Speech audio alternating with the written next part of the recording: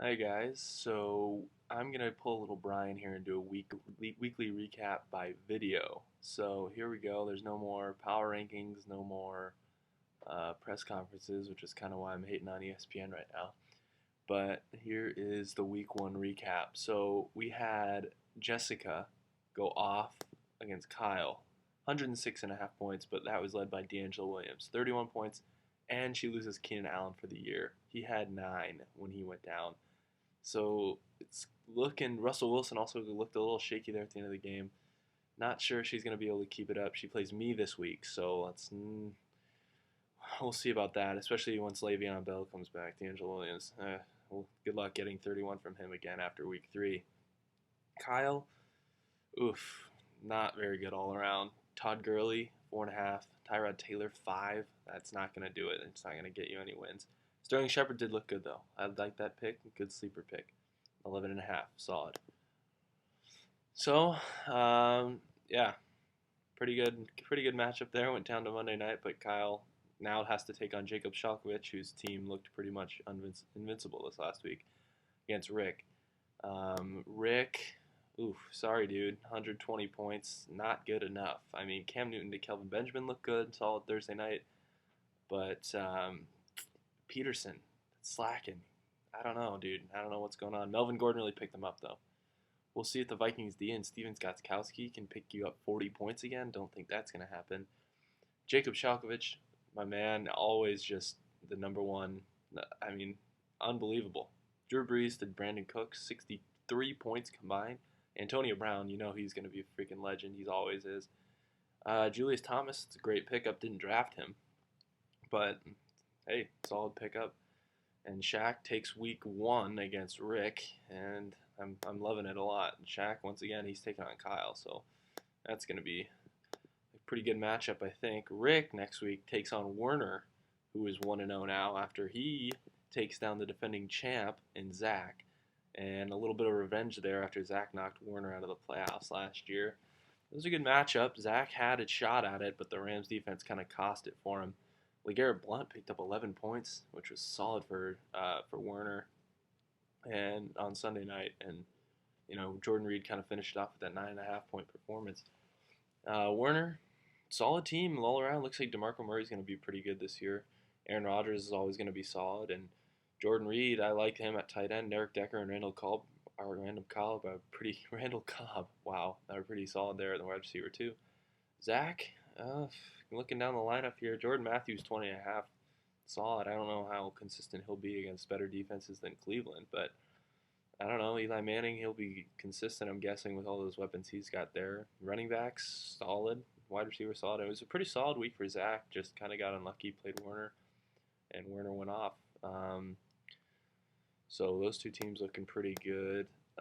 Next week, it looks like Werner, of course, he plays Rick, and then Zach is going to play Blake Choate, who surprisingly knocks off Cody in week 1. Cody probably had the best keepers compared to everyone else in the league with Odell Beckham and DeAndre Hopkins, but couldn't get it done against Blake this week. Ooh, boy. Blake Choate's team went off. Andrew Luck, 36. David Johnson, 20. Oh my goodness. Those are unbelievable numbers. DJ Eldon with 14. I don't know how good he's going to keep doing with Ivory coming back, but Greg O, he'll always be solid, as Shaq knows from last year. Michael Floyd and Demaryius Thomas, though, it's where Blake's going to be weak. He does not have very good receivers. Demaryius Thomas doesn't really have a quarterback. Michael Floyd is very inconsistent. So many weapons in Arizona. So we'll see how Blake does throughout the rest of the season. Don't think he will be that good, but I also didn't think he'd be good this week, and I was wrong. So he'll take on Zach. Next week, Cody will take on Jacob Frederick, who pulled off a miraculous comeback last night with Carlos Hyde going off and shocking Matt Tate, who was the resounding favorite. Nobody even picked Jacob Frederick to win in the pick'em before, and Jacob Frederick shows, he's was in the championship last year. He knows what he's doing. Derek Carr, Carlos Hyde, those are pretty sleeper picks, but he picked them up and performed. Danny Woodhead, I mean, who would have thought 19.5 from Danny Woodhead? But Jacob knows something I guess we all don't know, and he's still got Tyler Eifert coming back. You never know. Philip Rivers on the bench could be good, but for Matt, I mean, he had a really good week out of some bad players. C.J. Anderson and Spencer Ware had really good weeks, and they're not going to be doing that again. So, I mean, we'll see how he goes from there. But I can't see him winning another game these next couple weeks without Le'Veon Bell because I don't see that explosion from those players again. I mean, he'll get a better production from Dez, hopefully, but oh boy, that was a tough loss to take against Jacob. So those two teams next week looks like uh, Jacob's playing Cody. Obviously, that's going to be a good match. I think Cody's once again the resounding favorite, but Jacob, he's got the magic. Matt's playing Timmy. Timmy came off a close loss to Luke. To me, I'm undefeated again. I've won 3 straight week ones. My team is usually pretty solid at the beginning of the season. It's just whether I can finish. Timmy, not so good week. 99.5, could not break 100. One of 2 teams that didn't break 100 points this week. And Forte had a good week. Matt Ryan had a good week. Christine Michael, I don't like that pick there, but once Jamal comes back, should be good. Brandon Marshall should be solid. It's just those Kansas City Chiefs who actually performed this week. 14.5, 10. The Chiefs D at 5.5. It's just they don't have enough scoring to go around. It's just hard for them unless they go off against an opponent to really have Timmy's team go off. So that's going to be tough. Luke's team, on the other hand, Kirk Cousins, he's just the place filler for Tom Brady. So once he comes back, better watch out, league. Mark Ingram had an off week. He usually gets about 10. Frank Gore, I'm expecting 8 points from him. But the receivers is where my strength is. A.J. Green, Jarvis Landry, Jordy Nelson. They're going to get me 50 points a week. And that's just solid for me. That's all I need. So moving forward, I take on Jessica this next week, and I'm expecting a win.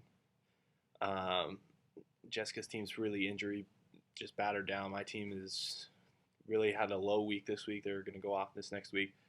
And so I'll go through my predictions now just so everyone knows. I've got me over Jessica, Jacob Shalkovich over Kyle, Matt over Timmy, Werner over Rick, and Cody over Jacob, and Zach Wims over Blake Choate. So those are my picks for this week. Please submit your picks by Wednesday night. I'll probably do them at work, so please try to send them in by 7 your time. That'd be great. And then I'll actually try to make it like 5 your time, and that'd be great. And this is week one recap. I'm actually going to give you your power rankings right now, okay?